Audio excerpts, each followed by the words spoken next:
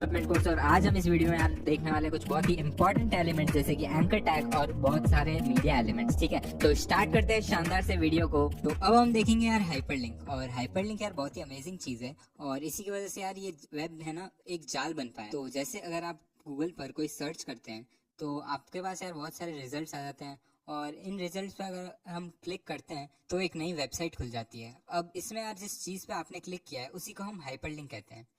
तो आप समझ गए होंगे यार हाइपरलिंक क्या काम आता है। और अब हम देखते हैं इसका सिंटैक्स। तो हाइपरलिंक के लिए यार हम यूज़ करते हैं ए टैग का और इसके अंदर एक बहुत ही इंपॉर्टेंट एट्रीब्यूट होता है जो कि है एचरेफ। एचरेफ के अंदर यार हम यूआरएल डाल रहे होंगे और इस यूआरएल के अंदर आप वेबसाइट या फाइल या कोई वेबसाइट का आपका सेक्शन किसी भी चीज़ को हम लिंक कर सकते हैं। तो अब इसके लिए हमको यार यूआरएल समझना बहुत ही ज़रूरी है। तो अब यूआरएल क्या होता है? यूआरएल की फुल फॉर्म होती है यार यूनिफॉर्म रिसोर्स लोकेटर। और ये पूरे वेब में कोई भी चीज़ की लोकेशन हमें देनी हो तो हम यूआरएल का यूज़ करते हैं। और ये यार आपके घर के एड्रेस की तरह यूनिक होता है। अब ये यूआरएल यार दो तरह के हैं, एक तो एब्सोल्यूट और दूसरा रिलेटिव। एब्सोल्यूट का मतलब है यार पूरे स्टार्ट से लेकर एंड तक का जो पाथ होता है उसको हम एब्सोल्यूट कहते हैं। और रिलेटिव का मतलब है यहाँ पे करंट फाइल से लेकर, जैसे आप जिस भी फाइल के अंदर आप कोड कर रहे हो उस फाइल से लेकर आपका जो टारगेट फाइल है वहां तक का पाथ। तो अब यार इसी चीज़ को एक एनालॉजी से समझते हैं। तो मान लो आपको आपके फ्रेंड के घर का एड्रेस बताना है। तो एब्सोल्यूट में यार हम रूट लोकेशन देते हैं, जो आप मान सकते हो आपके सिटी का कोई सेंटर लोकेशन है। अब वहां से आपको आपके दोस्त के घर का एड्रेस बताना है। तो आपका जो सेंटर है सिटी का, वहां से लेकर आपके फ्रेंड के घर का जो पाथ होगा उसे हम कह देंगे एब्सोल्यूट पाथ। ठीक है। और रिलेटिव का मतलब हो गया जहाँ पे भी आप खड़े हो करंटली, वहां से लेकर आपके फ्रेंड के घर का पाथ। ठीक है। अब यार ये तो समझ लिया हमने इस रिलेटिव और एब्सोल्यूट में फर्क क्या होता है और क्या चीज होती है ये। अब हम देख लेते हैं यार ये फाइल लोकेशंस में हम मूव कैसे करते हैं। तो अगर हमें यार फाइल लोकेशंस में मूव करना है कोड के अंदर, तो उसमें यार तीन केसेस हो सकते हैं। या तो आपको किसी फोल्डर के अंदर जाना है जिसमें फाइल पड़ी है, या फिर आपके करंट फोल्डर के अंदर ही फाइल पड़ी है, या फिर हो सकता है कि आपके फोल्डर के बाहर वाले फोल्डर में कोई फाइल पड़ी है। ठीक है, तीन केसेस हो सकते हैं। तो फर्स्ट में यार जैसे आपकी फाइल आपके करंट फोल्डर में, तो उसमें कुछ नहीं यार, उस फाइल का नाम आप डायरेक्टली लिख दो यूआरएल में और खाली आप जैसे ही इस फाइल का नाम लिखोगे आपकी वो लिंक बन जाएगी। और अगर आप चाहते हो किसी फोल्डर के अंदर जाना है तो सिंपली आपको उस फोल्डर का नाम लिखना है, फिर एक स्लैश और फिर आपका फाइल का नाम। और सिमिलरली अगर आपको बाहर वाले फोल्डर को एक्सेस करना है तो आप यूज करोगे dot dot slash. Dot dot slash लिखने से क्या होता है, हम अपने फोल्डर के बाहर वाले जो भी चीज़ें हैं उनको एक्सेस कर सकते हैं। फिर आप स्लैश लगा के अपने फोल्डर का नाम लिख दोगे, या कोई भी फाइल अगर आपको यूज़ करनी है तो उस फाइल का नाम लिख सकते हो। ठीक है, तो चलो यार अब इसी चीज़ को हम कोड करके देखते हैं। तो यहाँ पे हमने VS कोड खोल दिया है। अब सबसे पहले हम क्या करते हैं, एक लाइन दे देते हैं। ठीक है, लाइन देने के बाद में हम खोलेंगे ए टैग। यहाँ पे बहुत सारे तरह के ए टैग है बट हम खाली नॉर्मल वाला यूज़ करते हैं। और इसमें यार हमको एचरेफ मांग रहा है, तो सबसे पहले हम क्या करेंगे यार, इसमें हम गूगल को लिंक कर देते हैं, मतलब गूगल की जो वेबसाइट है ना उसको लिंक कर देते हैं। तो मैं यहाँ पे टेक्स्ट के अंदर लिख रहा हूँ गूगल, और यहाँ पे हमको यार यूआरएल देना पड़ता है गूगल का। तो यहाँ पे हमको सबसे पहले लिखना है https:// और ये लिखना यार बहुत ही ज़रूरी है अगर हम कोई भी यूआरएल दे रहे हैं और वो एब्सोल्यूट यूआरएल है। रिलेटिव में ऐसा ज़रूरी नहीं होता है बट एब्सोल्यूट में बहुत ज़रूरी होता है। ठीक है, अब मैं इसमें google.com लिख देता हूँ और एक बार इसे सेव करते हैं और जाते हैं हमारे ब्राउज़र के अंदर, करेंगे इसको रिफ्रेश। तो आप देख सकते हैं यहाँ पे नीचे छोटा सा गूगल लिखा आ गया है और जैसे ही हम इस पर क्लिक करेंगे आप देख सकते हैं यार google.com खुल चुका है। ठीक है, अब यार इसमें एक प्रॉब्लम है, ये जो हमने देखा जैसे ही हमने इस पर क्लिक किया था, आप देख सकते हैं यार ये इसी के अंदर खुल रहा है।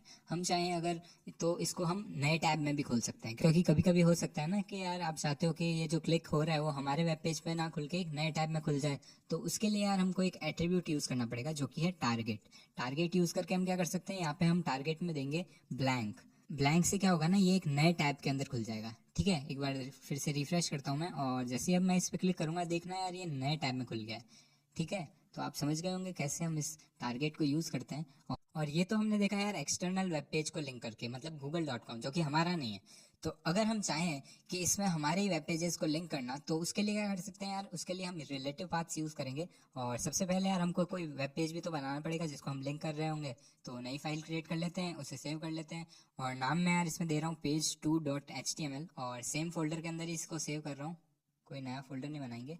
और इसके अंदर सबसे पहले हम बॉयलर प्लेट कोड लिख देते हैं, फिर यहाँ पे टाइटल मैं कुछ भी दे देता हूँ यार, नॉर्मली कोई रैंडमली हम बना रहे हैं, और साथ में हेडिंग दे देते हैं। फिर नीचे एक मैं लिंक दे देता हूँ जो कि हमारे होम पेज पे जाएगा, मतलब इंडेक्स वाली फाइल पे। तो वहाँ पे हम जाने के लिए फिर से index.html लिख देंगे और बाद में इसमें लिख देता हूँ मैं होम। ठीक है, फिर इसे सेव करते हैं और एक बार यार हम इंडेक्स फाइल को भी हमारे अपडेट कर देते हैं और ये लिंक दे देते हैं। तो उसके लिए मैं फिर से इंडेक्स फाइल में जाता हूँ और इस पेज का नाम दे देता हूँ। अब यार इसमें मैं पेज 2 क्यों लिख रहा हूँ और इसमें भी मैंने इंडेक्स क्यों लिखा था, क्योंकि वो दोनों सेम फोल्डर के अंदर पड़े हैं। ठीक है, एक बार देख लेते हैं सेम फोल्डर में कैसे पड़े हैं और क्यों हमने खाली इसको ऐसे मेन पेज लिखा है। तो यहाँ पे मैंने अपनी कक्षा का फोल्डर खोला है और आप देख सकते हैं यार ये पेज 2 पड़ा और ये इंडेक्स पड़ा, तो ये सेम फोल्डर के अंदर है, इसलिए हम खाली नाम से यूज कर सकते हैं। वरना हमको यार फोल्डर का नाम या फोल्डर से बाहर किसी फोल्डर के अंदर है तो // यूज करना पड़ता है। ठीक है, अब इसे एक बार फिर से बड़ा कर देता हूँ मैं और सेव करते हैं और जाते हैं हमारे मेन पेज के अंदर, मतलब जो आउटपुट है हमारा वो देख लेते हैं।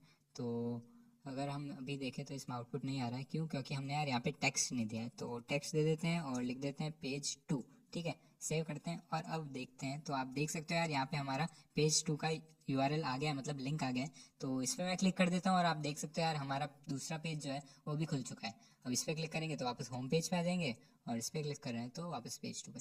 तो आप समझ गए होंगे यार कैसे हम नेविगेशन यूज़ करते हैं किसी भी वेब पेज में, मतलब आप अलग अलग पेजेस के अंदर नेविगेट करना चाहो तो भी आप कैसे लिंक दे सकते हो। ठीक है, और इसी में यार हम साथ में अलग अलग हमारे वेब पेज के अंदर, मतलब सिंगल पेज वेबसाइट है और उसके अंदर अलग अलग सेक्शंस है तो उसका भी यूज़ कर सकते हैं। हाल फिलहाल हमारी वेबसाइट इतनी बड़ी है नहीं, इसलिए मैं शायद ये दिखा नहीं पाऊंगा, बट बाद में आने वाले सेक्शन में हम देखेंगे कैसे हम उसको यूज़ करेंगे अलग अलग सेक्शंस को।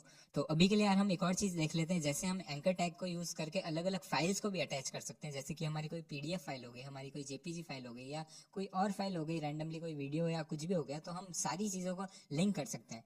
तो एक बार मैं क्या करता हूँ ना, मैं एक नोट्स, हमारे जितने भी नोट्स अब तक रिलीज़ हुए हैं उनको लिंक करके देख लेते हैं। ठीक है, तो यहाँ पे यार A टैग का यूज़ करूँगा और यहाँ पे आप देख सकते हो यार अलग अलग टाइप के A टैग है। फिर से हम ब्लैंक का यूज़ करते हैं ताकि नए फोल्डर के अंदर फाइल बने। और जैसे ही मैंने यहाँ पे क्लिक किया आप देख सकते हो यार http:// आ गया है। अब यार इसमें मैं G ड्राइव की लिंक दे देता हूँ। तो उसके लिए क्या करूँगा यार, यहाँ पे मैंने G ड्राइव खोल रखा है और इसमें हमारे सारे केमिस्ट्री के नोट्स डाले हुए हैं, तो इसी को यूज़ कर रहे हैं हम। यहाँ पे इसको हटा के पेस्ट कर देता हूँ मैं पूरा URL। अब जब भी यार आप इसको कॉपी करोगे ना तो आपका HTTPS वाला पार्ट ऑटोमेटिकली कॉपीड होगा, तो आपको फिर से लिखने की ज़रूरत नहीं है। अब इसमें यार यहाँ पे जो कंटेंट है उसके अंदर हम साथ में सिर्फ टेक्स्ट की बजाय कोई और टैग भी यूज़ कर सकते हैं। जैसे मैं यार इसमें आपको H1 टैग यूज़ करके बताता हूँ। तो जैसे मैंने H1 लिखा है और फिर मैं यार बड़े बड़े अक्षरों में लिख देता हूँ नोट्स। H1 नहीं, मैं H2 यूज़ कर लेता हूँ एक्चुअली। तो यहाँ पे मैंने H2 किया, सेव करते हैं और जाते हैं हमारे वेब पेज के अंदर। तो आप देख सकते हो यार कैसे हमारा यहाँ पे बड़े बड़े फॉन्ट के अंदर वो नोट्स वाला लिंक आ गया है। अब जैसे ही मैं इस पर क्लिक करूँगा तो हमारे नए पेज के अंदर गूगल ड्राइव खुल रही है। ठीक है, और यही हमको चाहिए था। अब यार साथ में ये तो हो गया हमारा एब्सोल्यूट URL वाला। अब हम रिलेटिव के लिए क्या करेंगे? रिलेटिव के लिए यार मैंने, आप देख सकते हो यहाँ पे नोट्स रखे हैं, हमारे जो भी केमिस्ट्री के नोट्स है वो इस फोल्डर के अंदर पड़े हैं। यहाँ पर नोट्स फोल्डर के अंदर, मतलब अपनी कक्षा के अंदर हमने एक नया फोल्डर बनाया नोट्स और उसके अंदर ये सारी फाइल्स हमने कॉपी करके रख दी है। ठीक है, अब इसको क्लोज करता हूँ और इसको एक बार लिंक करके देख लेते हैं। तो उसके लिए यार क्या करेंगे, हमको हर PDF के लिए एक नई लिंक बनानी पड़ेगी। तो सबसे पहले यार मैं A टैग यूज़ करता हूँ और क्योंकि हमारा ये जो फोल्डर है यहाँ पे आप देख सकते हो ये अपनी कक्षा के फोल्डर के अंदर ही है, मतलब हमको यहाँ पे फोल्डर का नाम लिखना पड़ेगा सबसे पहले नोट्स, और फिर उसके अंदर जो भी फाइल्स है उसका नाम लिखना पड़ेगा। तो यहाँ पे मैं VS कोड खोल देता हूँ और जैसे ही मैं यहाँ पे सबसे पहले फोल्डर का नाम लिखूंगा आप देख सकते हो यार ऑटोमेटिकली हमारी फाइल्स का नाम आ चुका है। तो अब यार यहाँ पे मैं कोई भी एक फाइल सेलेक्ट कर लेता हूँ, जैसे सबसे पहले ये वाला, और नाम में मैं इसी को लिख देता हूँ और इसी तरह से यार मैं सारी फाइल्स को लिंक कर देता हूँ। और यहाँ पे यार टारगेट भी दे देते हैं, टारगेट हम दे देते हैं _blank, जिससे हमारी नए वेब पेज में खुले। ठीक है, अब इसी को कॉपी करके पेस्ट कर देता हूँ यहाँ पे 3-4 बार और हम नाम भी चेंज कर देते हैं।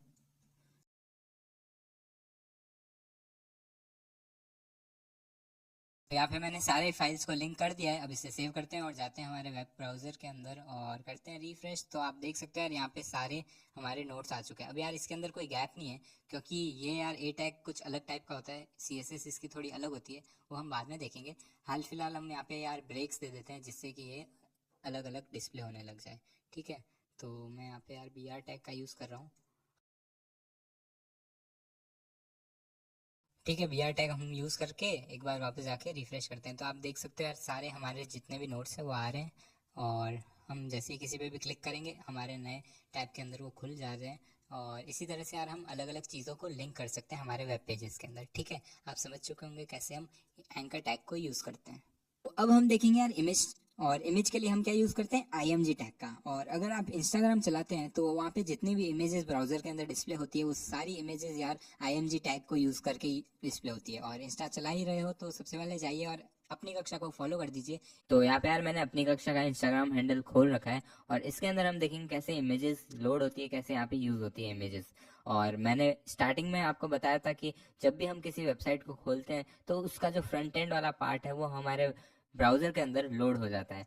तो एक बार अगर आप किसी कोड को देखना चाहो जो हमारे ब्राउजर के अंदर लोड हुआ है तो उसके लिए हमारे पास दो ऑप्शंस होते हैं। तो राइट क्लिक कीजिए और आपको यहाँ पे दो ऑप्शंस दिखेंगे सबसे नीचे, एक है इंस्पेक्ट और दूसरा है व्यू पेज सोर्स। अब जैसे मैं व्यू पेज सोर्स पे क्लिक करूंगा एक नया पेज खुल जाएगा, यहाँ पे आप देख सकते हो। और इसके अंदर पूरा हमारा इंस्टाग्राम का फ्रंट एंड का कोड लिखा हुआ है। अब जूम इन कर देता हूँ ताकि आपको ये कोड अच्छे से दिखे। और अभी शायद आपको ये सारी चीज़ें समझ में ना आ रही हो क्योंकि ये जावास्क्रिप्ट में है और यहाँ पे कुछ हमारे लिंक टैग से कुछ HTML यूज़ हो रहा है और कुछ स्क्रिप्ट टैग से यहाँ पे कुछ कुछ चीज़ें लोड हो रही है। अब यहाँ पे आप देखो तो हमारा HTML आ रहा है सबसे पहले, फिर हेड है, टाइटल है, जैसे कि मैंने आपको बताया ये सारी चीज़ें हमने देखी है वो यहाँ पे आ रही है। ठीक है, अब इसको मैं एक बार बंद कर देता हूँ व्यू पेज सोर्स को और एक बार राइट क्लिक फिर से करते हैं और आपको दिखाता हूँ दूसरा ऑप्शन जो कि है इंस्पेक्ट। अब इंस्पेक्ट को खोलने के लिए यार एक इंस्पेक्ट यहाँ पे क्लिक कर सकते हो या फिर आप कमांड शिफ्ट C का यूज़ कर सकते हो जो कि शॉर्टकट है। ठीक है, अब यहाँ पे इसके अंदर भी आप देखो तो इस साइड में जो हमारा कोड आ रहा है ना ये हमारा HTML है और इसको भी मैं थोड़ा सा जूम इन कर देता हूँ। ठीक है, और इसको थोड़ा सा बड़ा कर देते हैं और साथ में यार हम इस डॉग को लेफ्ट साइड में कर देते हैं ताकि हमको साइड में इंस्टाग्राम भी दिखे। ठीक है, यहाँ पे हमारा इंस्टाग्राम है और ये हमारा इंस्टाग्राम का फ्रंट एंड का HTML वाला कोड है। अब आप पूछोगे यार जावास्क्रिप्ट और CSS का है, तो CSS यार यहाँ नीचे लिखी हुई है और यहाँ CSS सिर्फ इतनी लिखी है हर टैग की। तो जैसे बॉडी की अगर मैं CSS देखना चाहूँ तो यहाँ पे दिखेगी और अगर मैं फॉर्म पे क्लिक करूँ तो फॉर्म की CSS दिखेगी। मेन टैग पे क्लिक करेंगे अगर तो यहाँ पे मेन टैग की CSS दिखेगी। ठीक है, और साथ में यार अगर हम जावास्क्रिप्ट देखना चाहे तो सोर्सेज में आप क्लिक करो, यहाँ पे एक टैब है और उसके अंदर हमारा पूरा यहाँ फाइल सिस्टम है, उसके अंदर सारी हमारी जावास्क्रिप्ट लोड होती है। ठीक है, तो अगर मैं इसमें कुछ एक्सप्लोर करूँ तो यहाँ पे यार अगर आप देखो तो कुछ CSS फाइल्स है, कुछ JS फाइल्स है। तो ये जो JS फाइल है वही हमारी जावास्क्रिप्ट है। ठीक है, यहाँ पे आप देख सकते हो कुछ कुछ फंक्शंस यहाँ दिख रहे हैं, इसको शायद जूम आउट करना पड़ेगा मुझे। हाँ, तो आपको यार यहाँ कुछ फंक्शंस वगैरह दिख रहे होंगे जो कि जावास्क्रिप्ट में लिखे गए हैं। ठीक है, तो ये सारी चीज़ें यार हमारे ब्राउज़र के अंदर लोड हो चुकी है।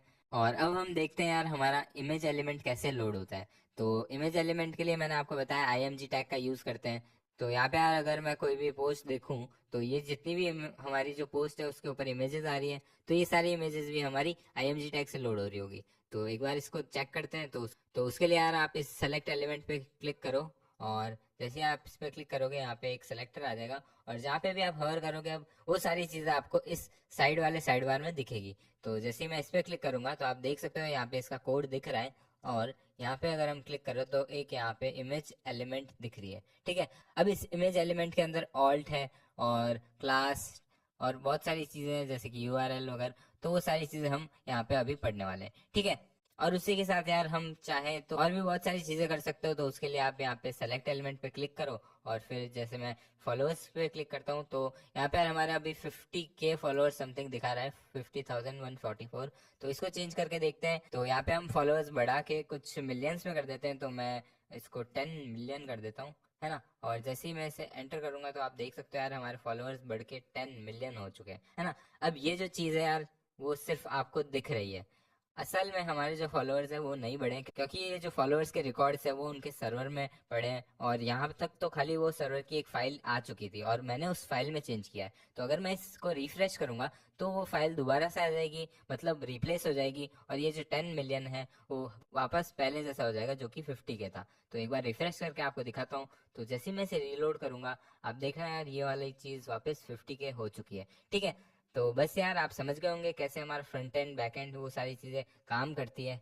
और मैंने साथ में एक एग्जांपल भी दे दिया है इमेज एलिमेंट का। ठीक है, तो एक तीर दो निशाने, हमने दो चीज़ें एक साथ पढ़ ली है। ठीक है, अब इसको बंद करते हैं और फिर से जाते हैं और देखते हैं इमेज एलिमेंट को कैसे हम हमारी वेबसाइट में यूज़ कर सकते हैं। ठीक है, तो उसके लिए यार कोड एडिटर में आ जाते हैं हमारे VS कोड में और सबसे पहले एक हॉरिजॉन्टल लाइन दे देते हैं और फिर हम देते हैं IMG टैग। अब IMG टैग में आप देख सकते हो यार यहाँ पे एट्रीब्यूट्स आ रहे हैं कुछ, यहाँ पे SRC है और एक ऑल्ट है। SRC क्या है, तो SRC एट्रीब्यूट में यार हम इमेज की लोकेशन देते हैं, URL को यूज़ करते हैं। और URL मतलब बेसिकली वही हमारा एब्सोल्यूट और रिलेटिव वाला हो जाएगा। तो यहाँ पे मैं इमेज हमारे फोल्डर के अंदर पेस्ट कर देता हूँ। तो आप देख सकते हैं यार यहाँ पे हम अपनी कक्षा का ये जो फोल्डर है उसके अंदर मैंने एक इमेज नाम का फोल्डर बनाया है और उसके अंदर एक इमेज नाम की फाइल है। ठीक है, अब इसी को यार लिंक करके देखते हैं। तो इमेज टैग तो हमने खोल ही रखा है, अब इसके अंदर हमको खाली IMG लिखना है जो कि हमारे फोल्डर का नाम है, फिर स्लैश और फिर img.jpg जो कि हमारी फाइल का नाम है। ठीक है, अब इसे सेव करते हैं और जाते हैं हमारे ब्राउजर के अंदर, करते हैं रिफ्रेश। तो आप देख सकते हैं यार ये एक बहुत ही बड़ी इमेज है जो यहाँ पे आ गई है। अब यार इतनी बड़ी इमेज तो हमको रखनी नहीं है, तो इसे छोटी करते हैं। छोटी करने के लिए क्या कर सकते हैं, हमको यार एक एट्रीब्यूट का यूज़ करना पड़ेगा। तो कौन सा एट्रीब्यूट है वो, तो वो है यार विड्थ। विड्थ को यूज़ करेंगे और सबसे पहले इसके अंदर साइज़ लिखनी पड़ती है। तो साइज़ में क्या लिख सकते हैं यार, साइज़ हमारी यार यहाँ पे पिक्सल्स के अंदर काउंट हो रही होती है, और पिक्सल्स साइज़ ये सारी चीज़ें हम बाद में डिस्कस करेंगे CSS वाले वीडियो में, क्योंकि यार डिज़ाइन वाला पार्ट सारा हम उसी में कवर करेंगे। ठीक है, तो यहाँ पे मैं यार एक रैंडमली कुछ भी साइज़ दे देता हूँ, 350 मान लो, और एक बार रिफ्रेश करके देखते हैं क्या हुआ चेंज। तो आप देख सकते हैं यार अब ये काफ़ी बेटर लग रही है। बट अभी आप देखोगे तो हाइट तो चेंज हो गई है। कैसे, तो यार अगर हम खाली विड्थ भी देते हैं तो हमारे जो एस्पेक्ट रेशियो होता है इमेज का वो मेंटेन रहता है। मतलब जैसे जैसे आप विड्थ कम कर रहे हो वैसे वैसे उसी रेशियो के अंदर आपका हाइट भी छोटा होता जा रहा है। और अगर आप यहाँ पे साइड में हाइट भी दे दो तो यार वो एस्पेक्ट रेशियो बिगड़ जाएगा। तो जैसे मैं यार 600 दे रहा हूँ यहाँ पे और रिफ्रेश करता हूँ, तो आप देख सकते हैं यार ये एक पिचक सी गई है इमेज। हम यार वो तो नहीं चाहेंगे। तो एस्पेक्ट रेशियो अगर आपको मेंटेन रखना है तो यार मैं आपको यही रिकमेंड करूंगा कि आप कोई एक एट्रीब्यूट का यूज़ करो, चाहे वो विड्थ हो या हाइट हो। ठीक है, तो अब हम देख लेते हैं यार ये एल्ट क्या चीज़ है। एल्ट यार एक एट्रीब्यूट है जिससे हम ऑल्टरनेटिव टेक्स्ट डिस्प्ले करवा सकते हैं। जब भी मान लो आपका ये इमेज फाइल एग्जिस्ट ना करे, चाहे वो हो सकता है सर्वर में कोई एरर आ गया हो और आपका फाइल डिलीट हो गया हो, या फिर आपकी जो फाइल का नाम है वो आपने कुछ रैंडमली गलत दे दिया हो, तो उस केस में यार एक ऑल्टरनेटिव टेक्स्ट डिस्प्ले हो जाएगा। तो उसमें यार मैं यहाँ पे लिख देता हूँ दिस इज़ एन इमेज। और अब अगर हमने यहाँ पे फाइल का नाम गड़बड़ कर दिया है तो ये यार फाइल दिखनी नहीं चाहिए। तो उसकी जगह क्या दिखेगा, तो उसकी जगह यहाँ पे हमको एक टेक्स्ट दिख रहा है दिस इज एन इमेज, जो कि हमने यहाँ लिखा था। तो आप समझ सकते हो यार कैसे हमने ऑल्टरनेटिव टेक्स्ट दिखाया जब भी हमारा ब्राउजर इमेज नहीं ढूंढ पाता है। तो ठीक है, तो आप समझ गए होंगे यार कैसे हम इमेज टैग को यूज़ करते हैं। तो एक बार यार इसको वापस JPG कर लेता हूँ ताकि ये ढंग से दिखे। और अब नेक्स्ट हम क्या देखने वाले हैं, नेक्स्ट हम देखने वाले हैं यार वीडियो, जो कि बहुत ही सिमिलर है इमेज से। और इसमें भी यार वही SRC एट्रीब्यूट से हम लोकेशन लेते हैं और वो सारी चीज़ें करते हैं। और अगर आप यार ये वीडियो जो आप ब्राउज़र में देख रहे हैं तो आप यूज़ कर रहे हैं वीडियो टैग का। ठीक है, देख लेते हैं यार अब कैसे इस वीडियो टैग को हम अपने वेबसाइट में यूज़ कर सकते हैं। तो सबसे पहले यार HR यूज़ करके हम एक हॉरिजॉन्टल रूल दे देंगे, फिर लिखेंगे वीडियो जिससे वीडियो टैग ओपन हो रहा है, और फिर सोर्स में हमको यार एक वीडियो फाइल देनी पड़ेगी। और उसके लिए मैंने एक वीडियो ऑलरेडी यहाँ पे पेस्ट कर रखा है। आप जैसे अपने कक्षा का फोल्डर देखोगे तो यहाँ पे आपको यार वीडियो नाम के एक फोल्डर के अंदर आप देख सकते हो वीडियो नाम की एक फाइल है video.mp4। ठीक है, इसको मैं बंद करता हूँ और आप यहाँ पे देख सकते हो हमारे VS कोड के अंदर सोर्स आ रहा है, इसके अंदर हम वीडियो लिख देते हैं जो कि फोल्डर का नाम है, और फिर ये video.mp4 जो कि फाइल का नाम है। ठीक है, सेव करते हैं और जाते हैं हमारे यार ब्राउजर के अंदर। और जैसे ही मैं रिफ्रेश कर रहा हूँ आप यहाँ पे नीचे देख सकते हो एक पूरी बड़ी वीडियो सी आ गई है। अब यार इतनी बड़ी आ रही है तो छोटी कर लेते हैं पहले। और जैसा कि हमने इमेज में देखा था विड्थ का यूज़ करके हम इमेज को छोटी कर रहे थे, सिमिलरली यहाँ पे भी यार विड्थ का यूज़ करेंगे।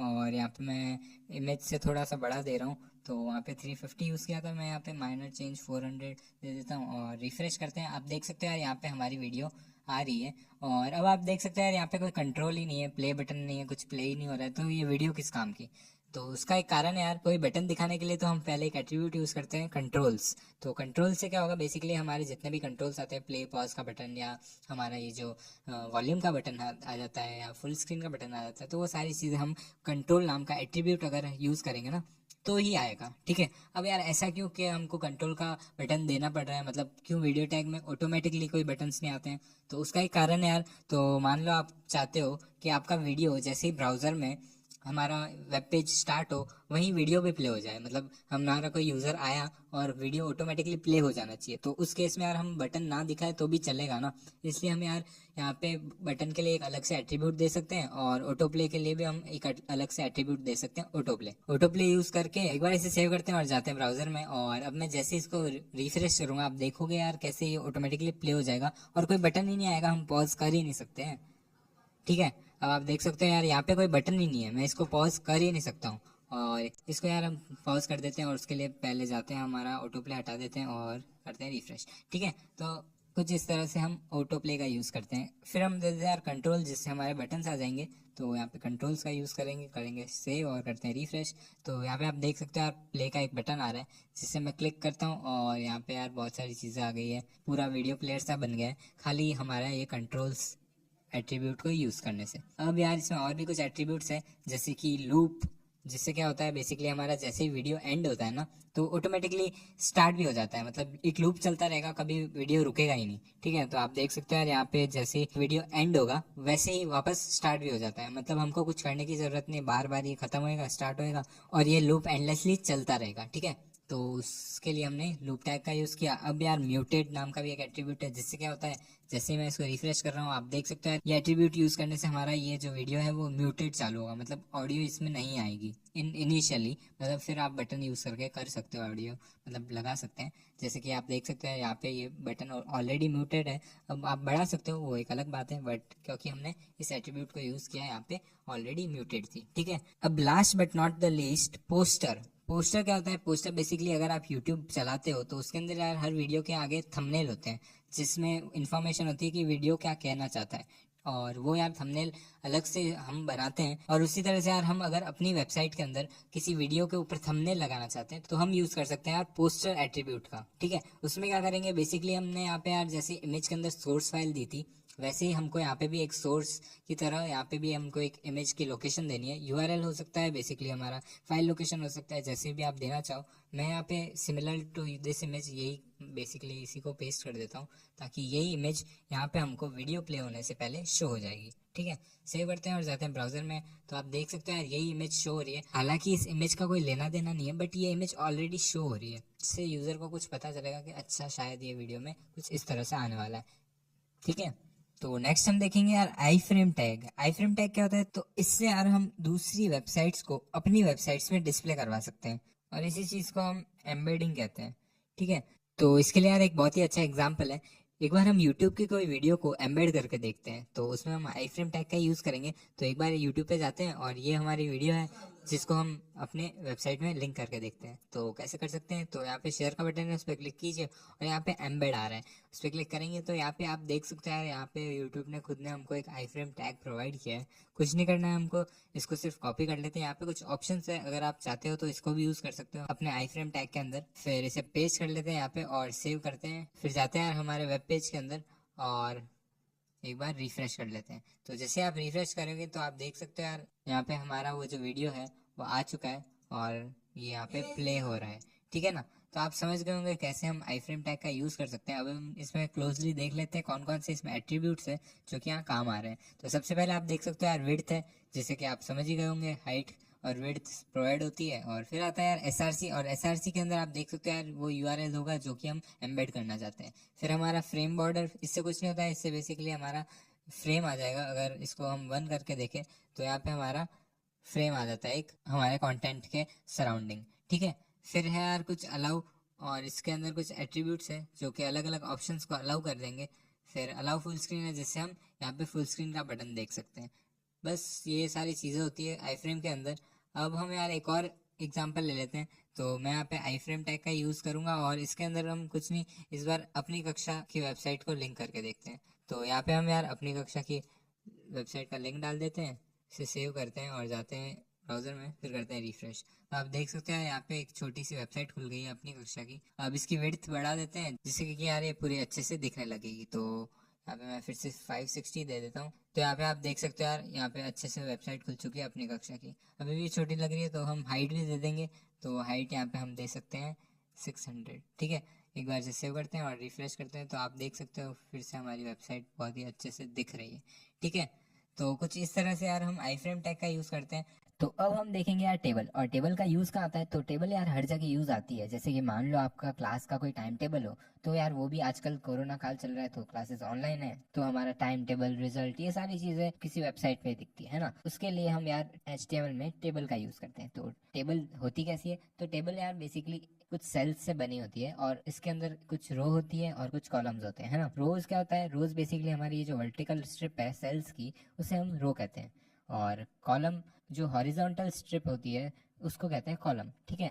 अब देखते हैं यार HTML के अंदर कैसे टेबल को यूज़ किया जाता है। तो सबसे पहले यार हम HTML के अंदर टेबल के लिए यूज़ करेंगे टेबल टैग का, और फिर उसके अंदर हर रो के लिए हम TR टैग यूज़ करते हैं, जो कि रिप्रेजेंट करता है टेबल रो को, ठीक है। फिर उसके अंदर हम लिखते हैं टेबल का डेटा, मतलब उस सेल का डेटा जो कि हम उस रो के अंदर बनाना चाहते हैं। तो TD टैग खोलेंगे और उसके अंदर टेबल का डेटा लिखेंगे, है ना। फिर उसी के बाद में आता है TH टैग। TH टैग क्या होता है, तो TH टैग बेसिकली हमारा हेडिंग के लिए यूज आता है। और जब भी हमें कोई हेडिंग बनानी हो, जैसे कि मान लो आप कोई सिटी के नाम लिख रहे हो, तो सबसे ऊपर लिखोगे सिटी और फिर उसके नीचे लिखोगे सिटी के जो भी नाम है ना। तो उस सिटी को जो आप है वो थोड़ा हाईलाइटेड में दिखाओगे ताकि लोगों को पता चले कि हाँ यार ये सिटीज है ना। तो उसके लिए हम यूज करते हैं TH टैग का, जिससे पता चलता है कि ये हेडिंग है, ठीक है। फिर आते हैं यार इसके अंदर एट्रीब्यूट्स। तो TR के अंदर कुछ एट्रीब्यूट्स होते हैं, जैसे कि रो स्पैन और कॉल स्पैन, है ना। तो रो स्पैन का मतलब क्या होता है, तो जैसे कि मान लो आप एक टेबल बना रहे हो, उसके अंदर आपने 3 कॉलम्स लिखे हैं,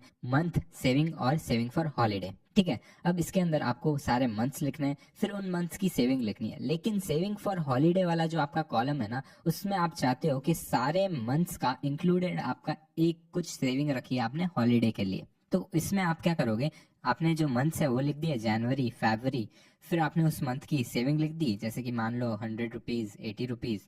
फिर आपका जो सेविंग फॉर हॉलीडे है उसमें आप मिक्स करना चाहते हो 2 रोज को, तो आप क्या करोगे, आप रो स्पैन का यूज करोगे और लिखोगे row span is equal to 2, ताकि आपके वो जो जनवरी फरवरी वाले रोज है वो मिक्स हो जाए, उनका एरिया बेसिकली एक बन जाए और उसके अंदर कंटेंट आपका बीचों बीच दिखने लगे, ठीक है। तो ये था हमारा रो स्पैन। फिर आता है हमारा कॉल स्पैन, उसमें भी हम वही एग्जांपल लेंगे। तो बेसिकली इसमें क्या चाहते हो आप चाहते हो कि एक मंथ हो, एक सेविंग हो, है ना। लेकिन इसमें हमारा सेविंग फॉर हॉलीडे वाला कॉलम नहीं है, लेकिन इसमें एक रो एक्स्ट्रा है, और उस रो में आप चाहते हो कि आप सम लिखो, ठीक है।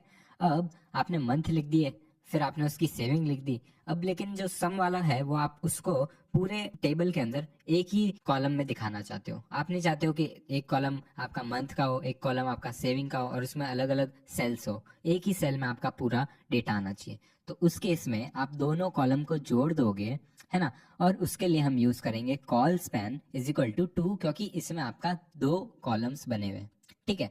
फिर वो जुड़ जाएंगे और आप जो भी डेटा लिखोगे, जैसे कि आपने सम लिखा, तो उस सम को आप वहाँ पे लिख सकते हो, sum is equal to saving हमारी 100 और 80 है तो 180, ओके। अब इस टेबल के अंदर हम यार कुछ स्ट्रक्चर बना सकते हैं, और उसके लिए यार हम अलग अलग टैग्स का यूज़ करते हैं। अब स्ट्रक्चर कैसा, तो जैसे हम टेबल बनाते हैं तो सबसे ऊपर हेडिंग लिखते हैं, और उसके अंदर बहुत सारी अलग अलग कॉलम्स होते हैं, ठीक है। तो उसके लिए हम टी हेड का यूज कर सकते हैं, और इसके अंदर हमारी सारी हेडिंग लिखेंगे। तो उसी तरह से नेक्स्ट होता है हमारा टी बॉडी। टी बॉडी के अंदर हमारा टेबल का जो भी कंटेंट है वो सब लिखेंगे। तो मान लो यार आप किसी स्टूडेंट का डेटा ले रहे हो जिसमें आपने नेम, रोल नंबर, मार्क्स ये सब लिया है, तो हेडिंग हमने लगा दी। फिर इसके अंदर जो भी स्टूडेंट्स के नाम होंगे वो सब एक एक करके आप टी बॉडी के अंदर लिखोगे, ठीक है। और उसके बाद में सबसे नीचे आप मान लो कोई टोटल काउंट कर रहे हो, तो उस टोटल को सबसे नीचे लिखते हैं। उसके लिए हम यूज कर सकते हैं फुटर का, और फुटर के लिए हम यूज करते हैं टी फुट नाम का एक टैग। तो सबसे पहला हो जाएगा हमारा टी हेड, जिसमें हेडिंग्स आएगी, फिर टी बॉडी जिसमें पूरा टेबल का जो भी डेटा है वो आ जाएगा, और टी फुट में हमारा लास्ट वाला पार्ट आ जाएगा, ठीक है। तो कुछ इस तरह से यार हम टेबल को यूज कर सकते हैं। अब यार ये जो 3 टैग्स मैंने बताया, T head, T body, T foot, इसका यार यूआई में कोई चेंज नहीं आता है। तो ये हम यार खाली स्ट्रक्चर करने के लिए लिखते हैं, जिससे कि यार ब्राउजर को या कोई भी हमारा कोई और डेवलपर पढ़ रहा हो तो उसको पता चले कि भाई यहाँ पे हमारा हेड है तो इसके अंदर हेडिंग्स आएगी, फिर यहाँ बॉडी है तो इसमें बॉडी आएगी, और फिर सिमिलरली फुट है तो फुट आएगा, ठीक है। तो कुछ इस तरह से हम टेबल का यूज करते हैं HTML के अंदर। अब हम यार इसी चीज को कोड करके देख लेते हैं, ठीक है। तो चलते हैं यार हमारे कोड एडिटर में। तो टेबल को अच्छे से समझने के लिए हम एक एग्जांपल लेते हैं, और हम बनाते हैं यार एक क्लास का रिजल्ट, मतलब एक स्टूडेंट का रिजल्ट। तो उसके लिए मैं यहाँ पे एक हॉरिजॉन्टल रूल दे देता हूँ, और फिर यूज करते हैं टेबल टैग का, ठीक है। और टेबल टैग के अंदर यार हम क्या ओपन करते हैं, TR टैग हर रो को क्रिएट करने के लिए। तो यहाँ पे मैंने एक रो बना दिया, और सबसे पहले रो के अंदर यार मैं कुछ हेडिंग्स दे रहा हूँ, और हेडिंग के अंदर मैं अपना डेटा लिख रहा हूँ टेक्स्ट के अंदर, ठीक है। सब्जेक्ट लिखेंगे सबसे पहले, फिर नेक्स्ट लाइन में आएगा theory, then practical, then total marks, और फिर लास्ट में हम लिख देते हैं ग्रेड्स। अब इसे सेव करते हैं और यहाँ पे हमारा ब्राउजर है, इसमें रिफ्रेश करता हूँ तो आप यार यहाँ पे देख सकते हो यार हमारा सबसे पहले हेडर आ गया है, जिसमें सबसे पहले आया subject, then theory, practical, total marks और ग्रेड्स। और ये सारी चीज़ें बोल्ड में इसलिए है क्योंकि हमने TH का यूज़ किया था, है ना। अब यार इसको एक फॉर्मेट में लिख देते हैं, तो फॉर्मेट में लिखने के लिए हम ये हेडर है तो टी हेड का यूज़ करते हैं और इसको रैप कर देते हैं इन सारी चीज़ों को जो भी हमने लिखा है ना। तो यहाँ से इसे कट करता हूँ और यहाँ पे इसे पेस्ट कर लूँगा। अब ये तो हो गया हमारा टी हेड जिसमें हमने हेडिंग्स लिख दी है। अब नेक्स्ट यार आता है टी बॉडी, जिसके अंदर हम पूरी बॉडी लिखेंगे, मतलब हमारे जितने भी सब्जेक्ट्स हैं उन सब्जेक्ट्स के नाम और उनका जो भी थ्योरी का जितना भी नंबर आया स्टूडेंट का, वो सारी चीज़ें, ठीक है। तो सबसे पहले रो बनाते हैं। रो बनाने के लिए TR टैग का यूज़ करते हैं और TR टैग के अंदर यार सबसे पहले मैं सब्जेक्ट ले रहा हूँ इंग्लिश, है ना। और हर रो के अंदर हमने देखा था TD टैग का यूज़ करना पड़ता है। TH तो हेडिंग के लिए है तो TD का यूज़ करेंगे।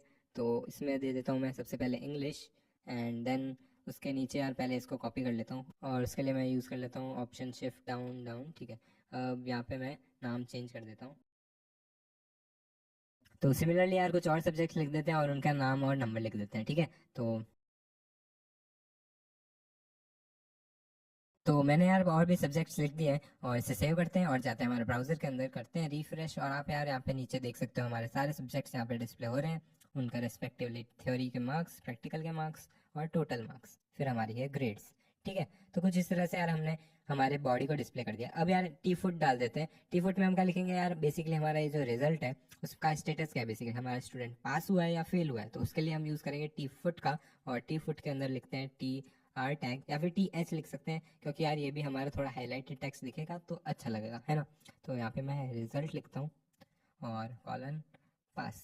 अब जैसे ही मैं इसे सेव करता हूँ और यहाँ पे आके रिफ्रेश करता हूँ तो आप देख सकते हो यहाँ पे आ रहा है हमारा रिजल्ट पास। अब यार क्योंकि ये इस रो के अंदर ही है तो इसका खाली एक एरिया यूज हो रहा है। अब मान लो हमें इसे बीच में यहाँ पे डिस्प्ले करवाना है तो उसके लिए हम क्या कर सकते हैं, उसके लिए यार हम इन सारे कॉलम्स को कंबाइन कर सकते हैं। और कंबाइन करने के लिए हमने देखा था कॉल स्पैन करके एक एट्रीब्यूट है और उसके अंदर हमको वैल्यू देनी पड़ती है जितनी भी रोज हमको, सॉरी जितने भी कॉलम्स हमको कंबाइन करने हैं। तो यहाँ पे हमारा 5 है समथिंग, तो मैं 5 लिख के सेव करता हूँ और करूँगा यहाँ पे रिफ्रेश। तो आप देख सकते हो यार यहाँ पे हमारे बीच में आ गया क्योंकि हमने पांचों कॉलम्स को कंबाइन किया है और खाली एक कॉलम दिख रहा है अब यहाँ पे जो कि है रिजल्ट पास, है ना। तो कुछ इस तरह से यार हम कॉल स्पैन का यूज़ करते हैं और सिमिलरली हम रो स्पैन का भी ऐसे ही यूज़ करते हैं जिसमें हम रो स्पैन लिखते हैं और जितनी भी रोज हमको कंबाइन करनी होती है उसका नंबर लिख देते हैं, ठीक है। तो अब हमने यार ऑलमोस्ट सारे इंपॉर्टेंट एलिमेंट्स देख लिए हैं, तो बस यार इस वीडियो में इतना ही। मिलते